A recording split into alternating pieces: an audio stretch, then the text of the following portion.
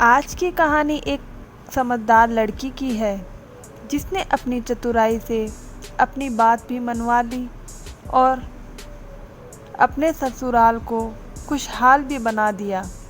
शीतल एक समझदार लड़की थी। उसका चीज़ों को देखने का नज़रिया औरों से एकदम अलग था। शीतल की शादी एक भरे पूरे संयुक्त परिवार में हुई थी। शीतल की ससुराल में उसके पति के अलावा उसके सास ससुर, दो ननद और एक बूढ़ी दादी भी थी। दोनों नंदों की शादी हो चुकी थी, इसीलिए अब घर में उसके अलावा सिर्फ 4 और लोग थे। शादी के बाद जब शीतल घर में आई तो उसने देखा कि उसकी सास पूरी दादी के साथ बड़ा ही रोखा व्यवहार कर रही है।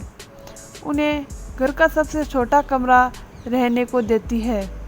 उन्हें पहनने के लिए फटे पुराने कपड़े दिए जाते थे, खाने के लिए बचा खाना, सोने के लिए छोटी चारपाई दी गई थी। शीतल को यह सब देखकर बहुत दुख होता था। उसने सोचा कि इतने धन दौलत होने के क्या फ़ायदे जब घर की बुजुर्ग इतनी कष्ट में जी रही है। वो बूढ़ी दादी के लिए कुछ करना चाहती थी, पर उसकी सास ने उसे सख्त मना किया था कि ना तो बूढ़ी दादी से बात करेगी और ना ही उनका कोई काम करेगी। शीतल बूढ़ी दादी की मदद भी करना चाहती थी और अपनी सास की बात भी रखना चाहती थी। वह चाहती थी कि उसकी हरकत से घर की शांति भंग ना हो जाए और बूढ़ी दादी भी घर के बाकी लोगों की तरह सुकून से अपना जीवन बिता सके। बूढ़ी दादी को देखकर बुरा लगता था कि कैसे वह अंधेरे कमरे में दिन भर पड़ी रहती है और दिन में 2 बार उसकी सास या घर का कोई नौकर उन्हें कमरे में ही खाना दे जाता है।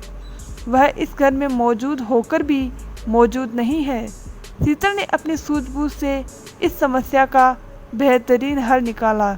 एक दिन उसने देखा कि सास घर में सबके लिए खाने के बाद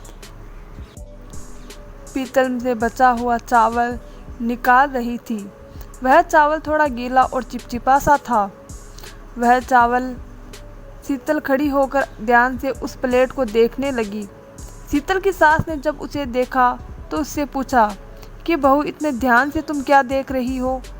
इस पर शीतल ने कहा कि माँ जी, शादी से पहले मेरी माँ ने समझाया था कि शादी के बाद ससुराल और वहाँ के तौर तरीके सीखने होंगे, जिससे मैं आपका और आपके घर के लोगों का ख्याल अच्छे से रख पाऊँ। इसीलिए मैं ध्यान से देख रही हूँ कि बुढ़ापे में लोगों को कैसा खाना देते हैं, ताकि मैं भी इसी तरह बुढ़ापे में आपकी सेवा कर पाऊँ। शीतल की बात सुनकर उसकी सास चौंक गई। उसने शीतल से कहा कि नहीं बहू, बुढ़ापे में लोगों को ऐसा खाने थोड़ा ही नहीं देते हैं। वह तो आज नौकरों की लापरवाही से चावल थोड़े ज़्यादा पक गए, वरना ऐसा बेस्वाद खाना कोई थोड़ा ही ना खाता है। तुम चाहो तो कल से अम्मा का खाना ही बना लेना। शीतल सास की बात सुनकर मन ही मन बहुत खुश हुई। आखिर वह यही तो चाहती थी। वह तुरंत इस बात के लिए मान गई। अब रोज़ बूढ़ी दादी को गरम चावल और तवे की गरम मुलायम रोटियां मिलने लगी। बूढ़ी दादी बहुत खुश थी। उन्हें सालों बाद गरम ताज़ा खाना नसीब हो रहा था। कुछ दिनों बाद शीतल बूढ़ी दादी के कमरे में किसी काम से गई ही। वह झुककर बैठकर ध्यान से दादी के बिस्तर को देख रही थी कि उसी वक्त उसकी सास कमरे में आ गई। सास ने शीतल से पूछा कि वो नीचे बैठकर ध्यान से देख रही है। इस पर शीतल ने कहा कि मैं देख रही हूँ कि बुढ़ापे में सोने के लिए लोगों को कैसा बिस्तर देना चाहिए। इस पर उसकी सास ने कहा कि अरे नहीं, यह तो बिस्तर काफ़ी पुराना है। मैं तो काफ़ी दिन से सोच रही हूँ इसे बदलने की, पर वक्त ही नहीं मिला था। मैं कल ही इसे बदलवा दूँगी। अगले दिन ही दादी की कमरे के लिए एक नए बिस्तर, गद्दे, तख्त आ गया। दादी को इस नए बिस्तर से बहुत आराम मिला। कुछ दिनों बाद शीतल छत से कपड़े लाकर उन्हें धूल कपड़ों की तह लगा रही थी। तभी उसके हाथ में दादी की फटी साड़ी आ गई। वह साड़ी कई जगह से फटी हुई थी। उसने साड़ी अपने हाथ में रख ली। अब वो सही मौके के इंतज़ार में थी। जैसे ही उसने देखा कि उसकी सास कमरे में आ रही है, वो दादी की फटी साड़ी खोलकर बैठ गई। जब उसकी सास कमरे में आई तो उसने देखा कि शीतल ध्यान से साड़ी को देख रही थी। सास उससे पूछा कि इतने ध्यान से इस कपड़े को क्यों देख रही हो? इस पर शीतल ने कहा कि माँ जी, मैं देख रही हूँ कि बुढ़ापे में घर के बुजुर्गों को कैसे कपड़े देना चाहिए। शीतल की बात सुनकर शरद ने शीतल के साथ हाथ तुरंत से वह कपड़ा ले लिया और बोला कि अरे नहीं, ये साड़ी तो काफ़ी पुरानी है। गर्मी और आराम की वजह से अम्मा यह साड़ी पहन लेती है, वरना फटे कपड़े भला कौन पहनता है। अम्मा की तो बहुत सारी साड़ियाँ हैं। मैं आज ही नौकरों से कहकर निकलवा कर उन्हें साफ़ करवा लेती हूँ। अगले दिन से दादी को नई साफ साड़ी मिलने लगी। अम्मा बहुत खुश थी और उन्हें बहुत सालों बाद नए कपड़े पहनने को मिल रहे थे। शीतल की सास समझ चुकी थी कि अगर उसने बूढ़ी दादी के साथ बुरा बर्ताव किया तो शीतल भी यही सीखेगी और बुढ़ापे में उसके साथ भी वैसा ही सलूक होगा। इसीलिए वह दादी से अच्छे से पेश आने लगी।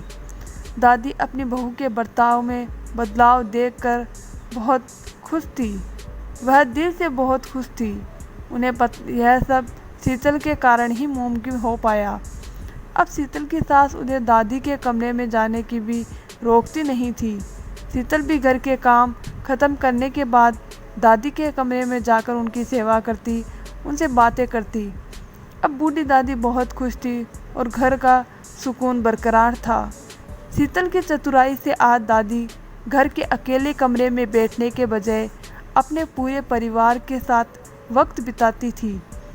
आज की कहानी हमें यह समझाती है कि लोगों को अपनी बात समझाने के लिए हमें उनसे बेवजह की बहस या लड़ाई में पड़ने की कोई ज़रूरत नहीं है, क्योंकि इससे चीज़ें सुलझने की जगह ज़्यादा उलझ जाती है। इसीलिए हमेशा कोशिश करें कि अपनी सूझबूझ से अपनी बात रख दे और सामने वाले को पता भी ना चले, क्योंकि कई बार लोग अपने अहम में आपकी राय को भी ज्ञान समझ लेते हैं। इससे ना सिर्फ बात बिगड़ जाती है बल्कि रिश्तों में भी कड़वाहट आ जाती है। दोस्तों, आपको हमारी ये कहानी कैसी लगी? अगर कहानी पसंद आई तो चैनल को सब्सक्राइब कीजिए और वीडियो को ज़्यादा से ज़्यादा शेयर कीजिए। धन्यवाद दोस्तों।